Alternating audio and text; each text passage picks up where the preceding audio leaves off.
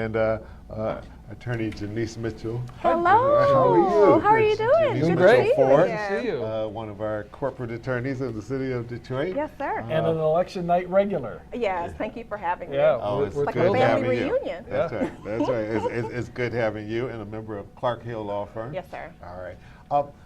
Dying to ask you, there is, in the midst of this campaign, which has had a little bit of everything, we wake up one day and we hear, oh boy, a member of the United States Supreme Court has passed away unexpectedly. Right. And now it took about 2 seconds for it to Not long. move from the passing of a justice to becoming a political issue. Yes. How much is this going to weigh into this campaign? It's huge, and you know me, I like my documents. Okay. So I brought with me the Constitution, Okay. and the Constitution at Article 2, Section 2 Dave and I clearly read it states. daily. I know. Well, I remember Congressman Dale Kildee always carried it in his suit coat That's right. pocket, He had a little pocket size. Yeah, exactly. And it clearly states that the president shall appoint, with advice and consent of the Senate. And so it's not really an option, but we have to kind of look at the impact of a 4-4 court and what that does.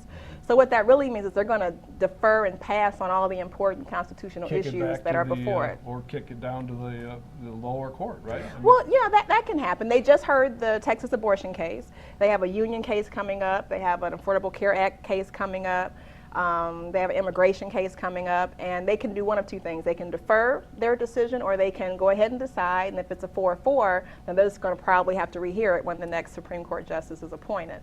So you're really putting the Supreme Court in a place of no activity for 2 terms, because their term begins in October, and then they hear all their cases and decide them by early summer.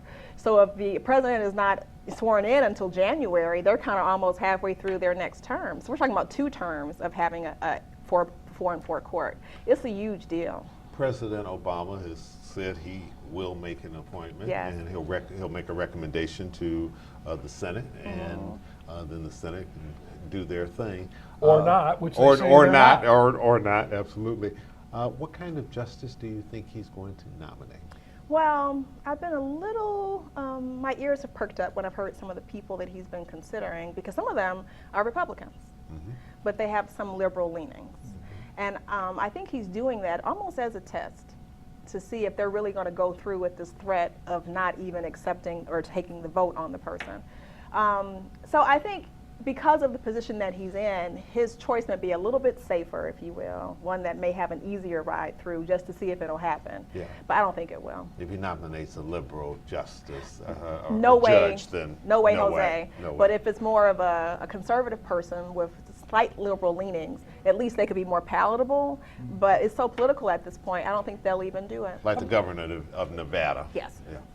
How Yes. about just the issue of, the political issue of an appointment, though, and the Democrat, Republican. I mean, this is going to be, whether he appoints anyone or not, just the idea of the president having the power to appoint. I mean, this is always an important issue in the presidential election. Always an important issue, but it's the timing of it, makes it more political, which is unfortunate. And this is just more of the same. Yeah. With this president, we've always had all these different obstacles and different rules that tend to creep up after the fact. And in the past, we have had presidents who were in their last year appoint, someone, at least for consideration for the Senate. So it's unfortunate that we find ourselves, but it really is kind of more par for the course. We've had so many stalemates in Washington, and unfortunately, the Supreme Court has always been kind of like shielded from that, Right. but now they're in the midst of it. So I'm hoping that with this election, a lot of that will come to an end. But we'll see who actually gets the nod, right? Wishful thinking. I'm afraid it is true very judicial wishful. optimist. You have to always see it half full, you have to. Well, But, for the country's benefit, yes. I Yeah. mean, that's what we all should want to see, but the reality being such that we don't always see it. yeah. Well, this election is like none other before. We've never seen this before. People on the stage talking about their body parts and things like that. But one thing I can say that Michigan typically impacts the national scene in some level, and here the thing that is making us kind of in the news right now is Flint. And Flint is impacting every level of government. Here in Detroit and Michigan, so you have Flint impacting what happens in Detroit public schools. You have Flint impacting what happens in Lansing as far as legislation and roads and things like that. And you even have it impacting the national debate right now amongst the presidential candidates. We only have a few seconds left. Yeah. Put your crystal ball on for a second. Okay. Look into your crystal ball. Do you think that there will be some criminal charges coming out of the Flint situation? Yes.